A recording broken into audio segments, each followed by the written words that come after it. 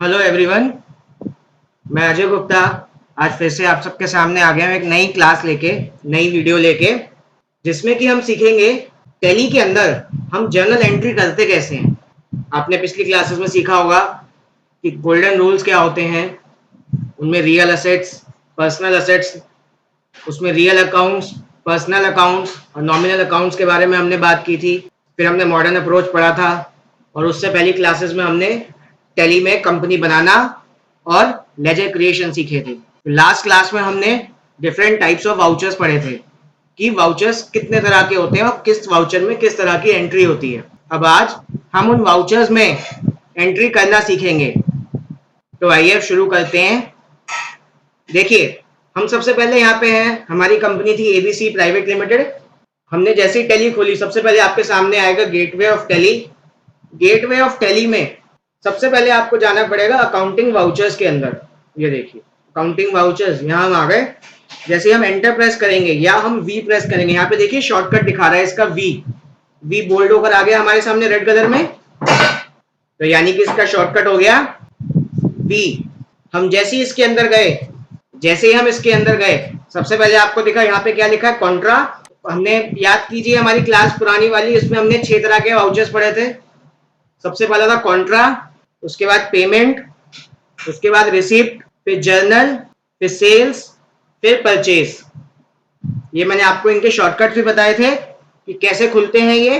और अगर आप में से किसी को शॉर्टकट ना याद हो तो देखिए अपनी स्क्रीन पर राइट साइड में ये देखिए इस एरिया पे सारे वाउचर्स लिखे हुए हैं। अगर हम यहाँ पे क्लिक करेंगे, जैसे अगर हम क्लिक करा, यहाँ पे हमने राइट क्लिक करा तो हम पेमेंट वाउचर पे आ गए। जैसे हमने रिसिप्ट पे क्लिक करा या F6 प्रेस किया तो हम रिसिप्ट वाउचर पे आ जाएंगे। ये देखिए अब हम रिसिप्ट वाउचर पे आ गए। अगर हमने F7 प्रेस किया या यहाँ पे क्लिक किया तो हम जर्नल वाउचर में आ जाएंगे। सेल्स पे आना तो यहाँ पे क्लिक करके हम आ जाएंगे, और परचेज पे हमें आना है तो हम यहाँ पे आके क्लिक करके हम यहाँ पे आ जाएंगे। भाई हमें ना कुछ एंट्रीज करनी है आज, हमें कुछ एंट्रीज करनी है आज। देखिए मैंने यहाँ पे आपके लिए बना के रखी है एंट्रीज।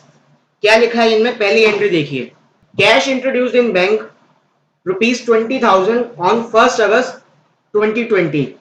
यानी कि हमने हमारा बिजनेस शुरू किया था 1 जुलाई को, लेकिन हमने ट्रांजैक्शन शुरू करी हैं 1 अगस्त को, यानी कि आज के दिन से। आज सबसे पहले हमने क्या करा, 20,000 रुपए इंट्रोड्यूस करे हमने अपने बिजनेस में। तो आप सोचिए कैश बढ़ेगा, कैश बढ़ेगा तो रियल अकाउंट, रियल अकाउंट मतलब जब भी असेट बढ़ता है तो डेबिट होगा, और फिर हमने कैश यहाँ पे डेबिट कर दिया। फिर देखिए पैसा किससे आया, प्रोप्राइटर से आया या शेयर होल्डर से आया, तो कैपिटल से पैसा आया। कैपिटल क्या होगा? Personal account. पर्सनल का रूल क्या था? Debit the receiver and credit the giver. या मॉडर्न अप्रोच से अगर हम चलें तो वहां पे इक्विटी का ऑप्शन था। अगर इक्विटी इंक्रीज होगी तो क्रेडिट होगी, डिक्रीज होगी तो डेबिट होगी। तो यहाँ देखिए जब कैश इंट्रोड्यूस होगा तो उससे हमारी इक्विटी, हमारा कैपिटल बैलेंस इंक्रीज होगा। तो मॉडर्न अप्रोच से क्या कहता है, जब भी कैपिटल बैलेंस इंक्रीज हो तो हमें उसको क्रेडिट करना है। या ट्रेडिशनल अप्रोच से अगर हम देखेंगे तो यहाँ पे देखिए कैपिटल, कैपिटल हमें किसको दर्शा रहा है? हमारे शेयर होल्डर को या हमारे प्रोप्राइटर को, या हमारे अगर हमारी पार्टनरशिप फॉर्म्स हैं तो हमारे पार्टनर को। तो उसमें रूल क्या होता था? Debit the receiver and credit the giver. तो इसमें हमारे बिजनेस को हमारे शेयर होल्डर ने या हमारे पार्टनर ने या हमारे प्रोप्राइटर ने पैसा दिया है तो वो हमारे लिए गिवर होगा, तो हमने उसको क्रेडिट कर दिया। तो देखिए क्या एंट्री बन गई हमारी, cash account debit to capital account 20,000 being cash introduced in business. अब देखिए अब हमें सोचना है इसमें कौन से वाउचर में ये एंट्री होगी। अब हम वाउचर्स पे वापस जाते हैं। देखिए हम वाउचर्स पे आ गए। यहाँ पे हम देख रहे हैं कॉन्ट्रा, यहाँ पे कैश तो है लेकिन क्या कैश टू बैंक या बैंक टू कैश या बैंक टू बैंक की कोई एंट्री हो रही है? नहीं। अगला देखिए पेमेंट वाउचर।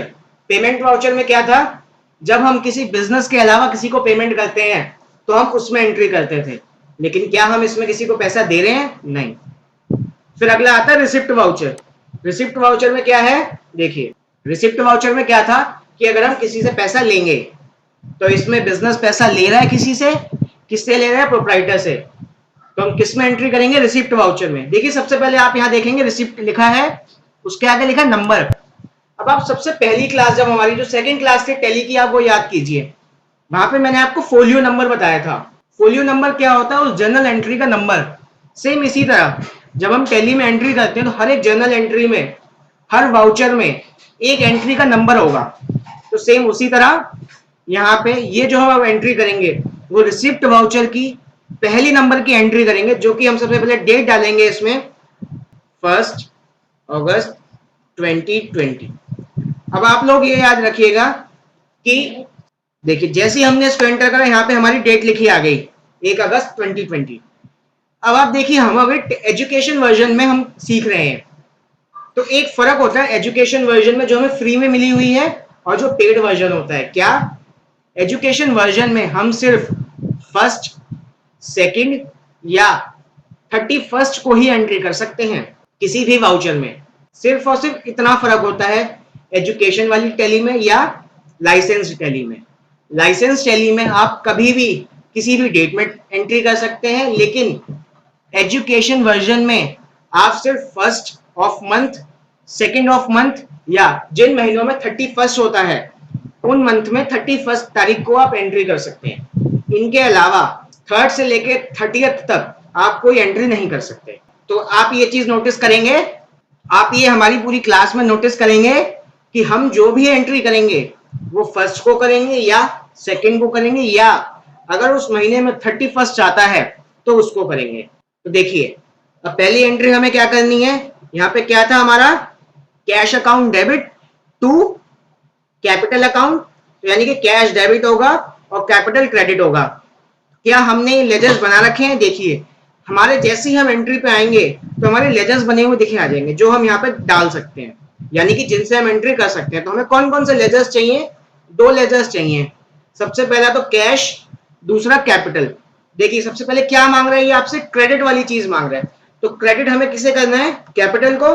तो यहाँ देखिए हम जाएंगे कैपिटल अकाउंट में, इसको सिलेक्ट करेंगे। जैसे ही हमने सिलेक्ट करा वो आगे ले जाएगा और हमसे क्रेडिट का अमाउंट पूछेगा। देखिए आपका क्रेडिट का अमाउंट पूछ रहा है, यहाँ से कितना करना है? 20,000। एंटर। जैसे ही हम एंटर करेंगे, आगे आने के लिए हमें इसमें एंटर दबाना पड़ता है, पीछे जाने के लिए बैक स्पेस। जैसे ही हमने एंटर करा तो वो हमसे पूछ रहा है डेबिट वाली एंट्री बताओ। डेबिट हमें किसको करना था? कैश को। तो देखिए हम यहाँ लिखेंगे कैश और कैश आ जाएगा। कैश आ गया 20,000। ऑटोमेटिकली वो अमाउंट कर देगा क्योंकि उसको पता है डेबिट और क्रेडिट हमेशा इक्वल होंगे। ठीक है, जैसे ये हो गया हम आगे जाएंगे। अब यहाँ पे उसने बोल दिया नरेशन में, हम नरेशन हमने यहाँ पे क्या लिखा था? देखिए being cash introduced in business. So same narration हम यहाँ पे भी लिख देंगे, being cash introduced in business. और इसको सेव करवाने के लिए हम एंटर दबाएंगे और यहाँ पे इसने पूछा एक्सेप्ट करवाना है, येस और नो। तो हम येस एक्सेप्ट करवाने के लिए या तो हम वाई दबा सकते हैं या हम एंटर दबा सकते हैं। जैसे हमने दबाया ये एंट्री हमारी पोस्ट हो गई, ये एंट्री हमारी हो गई इस टैली में। तो अब देखिए इसका इफेक्ट कहाँ कहाँ आया होगा? कैश अकाउंट में और कैपिटल अकाउंट में, कैश अकाउंट में और कैपिटल अकाउंट में। तो देखिए यहाँ से हम बैलेंस शीट पे जाएंगे। देखिए बैलेंस शीट पे हम गए, बैलेंस शीट का शॉर्टकट क्या आ रहा है? बी। तो हम यहाँ पे एंटर करेंगे और देखिए यहाँ पे क्या आ गया? Current assets.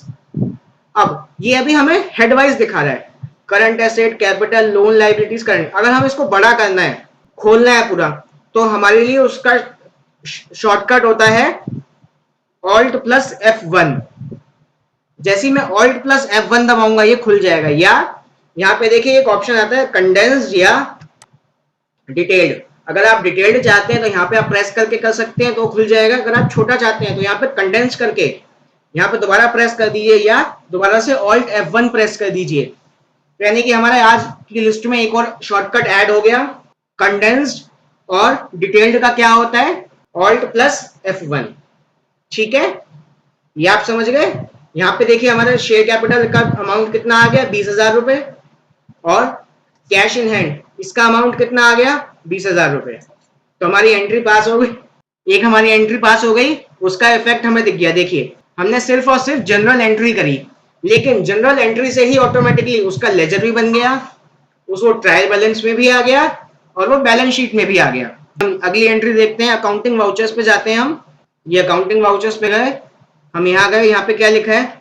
Goods purchased worth ₹15,000 from XYZ private limited. हमने 15,000 के गुड्स खरीदे किससे? XYZ प्राइवेट लिमिटेड से। And on the same date balance on the same day paid ₹5,000, यानी कि 15,000 में से 5,000 रुपए हमने सेम डे में पे कर दिए। अब बाकी के 10,000 रुपए ड्यू हैं। तो इसकी एंट्री हम कैसे करेंगे, आइए देखते हैं। हम टैली में आए, देखिए हमने परचेज किया तो हमें किस में जाना पड़ेगा? सबसे पहले परचेज वाउचर में। देखिए हम सबसे पहले परचेज वाउचर में आए, देखिए क्या आया, परचेज आ गया, यहाँ पे परचेज वाउचर लिखा आया, परचेज वाउचर नंबर 1। अब उसकी डेट पूछ रहा है, क्या डेट थी? 1 अगस्त। ये पूछ रहा है suppliers invoice number. Suppliers invoice number क्या होता है? मान लीजिए अगर हमने किसी से कोई सामान परचेज किया है, तो जब परचेज किया है तो उसका कोई ना कोई इनवॉइस होगा, और जब इनवॉइस होगा तो उसका कोई इनवॉइस नंबर होगा। तो वो इनवॉइस नंबर और उस इनवॉइस की डेट हम यहाँ डालेंगे। कई बार हो सकता है हम सेम डे में एंट्री कर लें, कई बार हो सकता है हमारे पास वो इनवॉइस 3 दिन बाद या 4 दिन बाद आए, तो हम 4 दिन बाद एंट्री करेंगे। लेकिन यहाँ पे जो नंबर जाएगा, इस जगह पे जो नंबर जाएगा वो उसी इनवॉइस का होगा, और इस जगह पे जो डेट जाएगी वो उसी इनवॉइस की डेट होगी, ना कि उस दिन की डेट जिस दिन आप एंट्री कर रहे हैं। ये चीज आपको सबको समझ में आया? क्योंकि क्या होता है, जब ऑपरेशन टीम, किसी भी कंपनी में ऑपरेशन टीम सारे काम करती है, और उसने कोई खर्चा करा, उसने कोई बिल लिया, तो अकाउंट्स टीम के बाद, तो वो अकाउंट्स टीम के साथ या फाइनेंस टीम के पास पहुंचते पहुंचते 1 से 2 दिन लग जाता है। क्योंकि आप सोचिए बड़ी बड़ी कंपनीज हैं, किसी कंपनी का एक ऑपरेशनल डिपार्टमेंट मुंबई में है और वहीं फाइनेंस डिपार्टमेंट दिल्ली में है, तो सोचिए मुंबई से दिल्ली में जाने में डॉक्यूमेंट्स में कितना टाइम लगेगा। इसीलिए फाइनेंस वाले बोलेंगे हमारे पास डॉक्यूमेंट आज आया है तो हम आज की डेट में बुक करेंगे। लेकिन अगर हमें चेक करना है कि वो इनवॉइस था किसका और किस डेट का था, क्योंकि आने वाले टाइम में आप देखेंगे हमें टैक्सेशन सीखना है, टैक्स में डेट्स का बहुत ज्यादा कॉम्प्लिकेशंस आती हैं। अगर आप एक दिन लेट हो गए तो आप पे कई सारा इंटरेस्ट लग जाता है, आप पे कई सारी पेनल्टीज लग जाती हैं, जो कि हर बिजनेस चाहता है कि वो कम से कम लगे। इसीलिए हमें ये सब चीज ध्यान में रखनी पड़ती है। ठीक है, मान लीजिए उसका इनवॉइस नंबर था 002 और डेट भी सेम डेट थी, तो वो सेम डेट आ गई। अब यहाँ क्या मांग रहा है, ये क्रेडिट मांग रहा है सबसे पहले, और एंट्री क्या थी ये देखिए, goods purchase worth ₹15,000 from XYZ private limited. तो इसकी एंट्री क्या बन गई? स्टॉक परचेज कर रहे हैं हम, ये स्टॉक हम परचेज कर रहे हैं आगे रीसेल करने के लिए, तो ये हमारे परचेज में आएगा। तो परचेजेस अकाउंट डेबिट। खर्चा है हमारा नॉमिनल अकाउंट। नॉमिनल अकाउंट क्या कहता है? Debit all expenses and losses and credit all incomes and gains. तो ये हमारा खर्चा है, हम इसको डेबिट करेंगे, ये आप सब समझे। अगला क्या है? क्रेडिटर। हम किससे परचेज कर रहे हैं? XYZ प्राइवेट लिमिटेड से। तो XYZ प्राइवेट लिमिटेड हमारा क्रेडिटर हो गया। तो क्रेडिटर हो गया तो यानी कि लाइबिलिटी बढ़ गई। लाइबिलिटी बढ़ेगी तो मॉडर्न अप्रोच से आप देखिए, मॉडर्न अप्रोच कहता था कि अगर लाइबिलिटी बढ़ेगी तो हम क्रेडिट करेंगे, और ट्रेडिशनल अप्रोच क्या कहता था? पर्सनल अकाउंट के केस में देखिए, debit the receiver and credit the giver. तो इसमें गुड्स अभी हमारे पास आ रहे हैं और हमारे क्रेडिटर के पास से जा रहे हैं, तो वो कहीं ना कहीं एक गिवर हुआ। गिवर हुआ तो हमें उसको क्रेडिट करना है। देखिए हमने क्या एंट्री पास करी? Purchases account debit to XYZ limited 15,000 being goods purchased from XYZ limited. ठीक है, अब आइए चलते हैं टैली पे और देखते हैं इसकी एंट्री कैसे होगी। देखिए सबसे पहले क्या मांग रहा है? क्रेडिट का बैलेंस। अब आपको लग रहा है यहाँ पे तो XYZ लिमिटेड का अकाउंट ही नहीं बना हुआ है, हमें अकाउंट बनाना पड़ेगा। पिछली क्लास में मैंने आपको लेजर बनाना सिखाया था, लेकिन वो लॉन्ग फॉर्म में सिखाया था, मतलब अगर हमें यहाँ से पीछे जाना है तो हमारा ये भी मिट जाएगा, ये भी मिट जाएगा, तो हमें दोबारा लिखना पड़ जाएगा। अब मान लीजिए आप तो अभी सीख रहे हैं, लेकिन आप फाइनेंस में जाइए, आप कंपनी में जाइए, वहां एक दिन में 100 200 बिल आएंगे, तो आप कैसे बार बार पीछे जाएंगे और आगे आएंगे? इसके लिए हम यहाँ पे शॉर्टकट यूज करते हैं। इसका शॉर्टकट क्या होता है? लेजर क्रिएशन का ऑल्ट सी। हम लेजर क्रिएट करेंगे ऑल्ट सी पे। अगर हमें कोई लेजर क्रिएट करना है तो हम किस पे करेंगे? ऑल्ट सी से। तो हम यहाँ पे प्रेस करेंगे ऑल्ट प्लस सी। तो देखिए यहाँ खुल गया, यहाँ क्या खुल गया? Laser creation. यहाँ क्या खुल गया? Laser creation. सेम वही चीज आप वहां से भी कर सकते हैं और यहाँ से भी कर सकते हैं। देखिए सबसे पहले क्या पूछ रहा है? उसका नाम। तो नाम क्या था? XYZ private limited. तो हम यहाँ लिखेंगे नाम XYZ प्राइवेट लिमिटेड। आगे गए, अब उसने पूछा है क्या चीज है, किस हेड के अंदर आएगा, किस ग्रुप के अंदर आएगा। तो ये हमारा क्या था, सन्ड्री क्रेडिटर। हम इससे गुड्स परचेज कर रहे हैं। तो देखिए हमने जैसे यहाँ लिखा सन्ड्री क्रेडिटर्स, तो हमारे पास ऑप्शन आ गया सन्ड्री क्रेडिटर्स। हम इसको सिलेक्ट करेंगे। अब ये पूछ रहा है मेंटेन बिल बाय बिल, ये क्या चीज होती है। मेंटेन बिल बाय बिल मतलब टैली में हम इस चीज का भी रिकॉर्ड रख सकते हैं कि क्या किसी स्पेसिफिक बिल के अगेंस्ट में हमने वो पेमेंट कर दी है या नहीं। मान लीजिए आपने 10-10 हजार करके कई सारे बिल किसी पार्टी से ले लिए, यानी कि कई सारी आपने परचेज करी उनसे, तो उनके 10-12 बिल होंगे और आपने उनको, उनका टोटल बैलेंस हुआ 1.5 लाख रुपए का, और आपने उनको 1 लाख रुपए दे दिए और 50,000 रुपए आपका बैलेंस रह गया। अब आपको कैसे पता चलेगा और आप उनको कैसे बताओगे कि आपने जो 1 लाख रुपए दिए हैं वो किस बिल के अगेंस्ट दिए हैं। तो वो यहाँ पे चेक करने के लिए जब हम पेमेंट करेंगे तो हम उस बिल का रेफरेंस डाल सकते हैं, उस बिल का नंबर डाल सकते हैं कि हमने इस बिल के अगेंस्ट ये पेमेंट करी है, जिससे कि आप ट्रैक कर सकते हैं। अगला देखिए इसमें क्या लिखा है, default credit period. Default credit period मतलब आप इसमें डाल सकते हैं कि आपको कितने दिन का उधार किसी को देना है। मान लीजिए अगर आपको 30 दिन का किसी को उधार देना है तो यहाँ पे आप 30 डेज लिख सकते हैं, जिससे कि 30 डेज के बाद वो अपने आप ही आपको नोटिफिकेशन दे देगा कि आपको इसका पैसा देना है या इस डेटर से पैसा लेना है। ठीक है, अगला देखिए, अगला क्या है, इन्वेंट्री वैल्यूज अफेक्टेड। ये अभी यहाँ पे हमें कर्सर लेके ही नहीं जा रहा है, क्यों, क्योंकि अभी हमने इन्वेंट्री एक्टिवेट ही नहीं करी है। जब हम इसमें इन्वेंट्री के साथ यानी कि स्टॉक के साथ एंट्री करेंगे, स्टॉक के साथ अकाउंटिंग करेंगे, तब मैं ये आपको सिखाऊंगा। अभी हम आगे चलते हैं। देखिए यहाँ पे एड्रेस पूछ लिया इसने, तो अगर हमारे पास किसी कंपनी का एड्रेस है तो हम यहाँ पे एड्रेस डाल सकते हैं, उसकी कंट्री डाल सकते हैं, क्योंकि हम विद इन इंडिया भी काम करते हैं और इंडिया के बाहर से भी काम करते हैं, तो उसकी कंट्री दूसरी होगी। स्टेट डाल सकते हैं, पिन कोड डाल सकते हैं, अगर वो बैंक डिटेल्स देते हैं अपनी, क्योंकि अगर आप अब काम करेंगे उसमें तो हर इनवॉइस पे जीएसटी के अकॉर्डिंग बैंक अकाउंट नंबर लिखना मैंडेटरी होता है। तो अगर आपके पास बिल पे अकाउंट नंबर लिखा हुआ है तो आप वो भी इसमें लिख सकते हैं। उसके बाद ऑप्शन है पैन या आईटी नंबर, मतलब सामने वाले पर्सन का इनकम टैक्स नंबर या पैन नंबर। ठीक है, और जैसे यहाँ पे हम नीचे आएंगे और इसको एक्सेप्ट करवाएंगे, ये सेव हो जाएगा।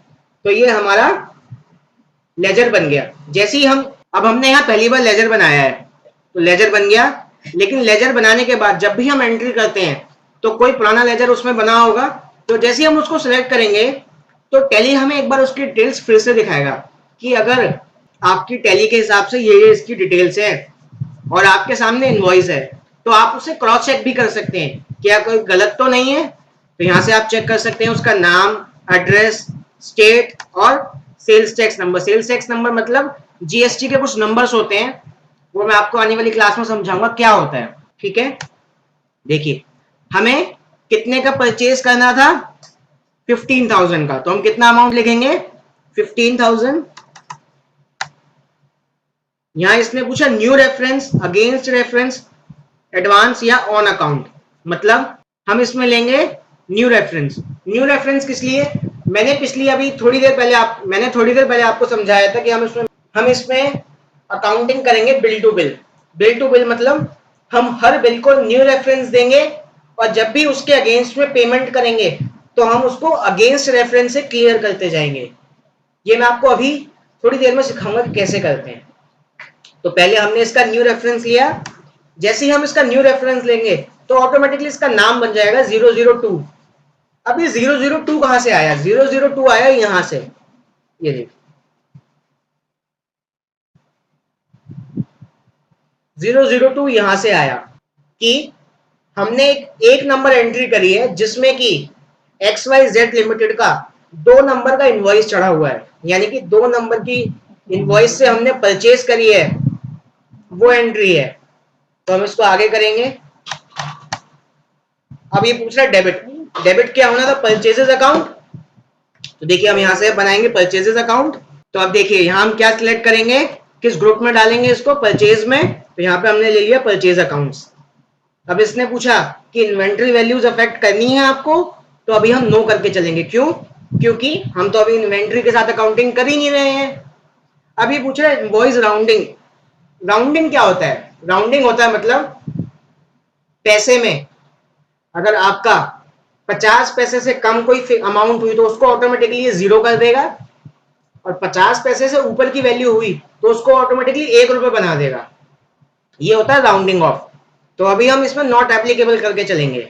जैसे हमने इसको नॉट एप्लीकेबल करा और इसको सेव करवाया तो देखिए ये हमारा लेजर बन के क्रिएट हो गया और यहाँ पे उसको डेबिट कर दिया हमने। अब हम नरेशन लिखेंगे, being goods XYZ private limited. देखिए इसको हम सेव करवाएंगे तो हमने सिर्फ और सिर्फ एक जर्नल एंट्री करी और ये परचेज अकाउंट में भी आ गई होगी और हमारे बैलेंस शीट में क्रेडिटर्स में XYZ का अमाउंट भी आ गया होगा। देखिए अब हम पीछे चलते हैं गेटवे ऑफ टैली पर, आपको बैलेंस शीट में ले जाके मैं दिखाता हूँ। ये देखिए यहाँ पे हमारा सन्ड्री क्रेडिटर्स आ गया 15,000 रुपए का, किसके नाम से, XYZ प्राइवेट लिमिटेड के नाम से। और अगर मैं प्रॉफिट एंड लॉस अकाउंट में जाऊंगा तो ये देखिए प्रॉफिट एंड लॉस अकाउंट में हमारा 15,000 का परचेज आ गया।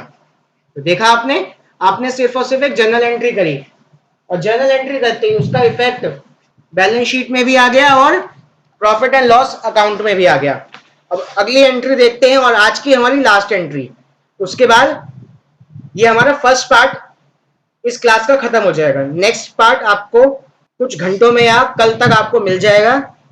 मैं ये पार्ट्स में क्यों बना रहा हूँ वो इसलिए क्योंकि अगर मैं आपको एक ही दिन में सारी चीज समझा दूंगा तो आप कंफ्यूज हो जाएंगे, इसलिए धीरे धीरे करके सीखिए और समझते रहिए। और साथ में अपने कंप्यूटर्स में या लैपटॉप्स में टैली इंस्टॉल कीजिए और अपने आप कंपनी बनाइए ऐसे ही और सीखिए, एंट्रीज करना सीखिए, क्योंकि जब आप एंट्रीज करेंगे आपकी प्रैक्टिस बनेगी तभी आपकी स्पीड तेज होगी और आप कम समय में ज्यादा काम कर पाएंगे। देखिए अगली एंट्रीज में क्या आती है, purchase goods from XYZ limited and on the same day paid ₹5,000, यानी कि हमने 1 तारीख को उससे 15,000 रुपए के गुड्स खरीदे थे और सेम डे ही हमने उसको 5,000 रुपए पे कर दिए।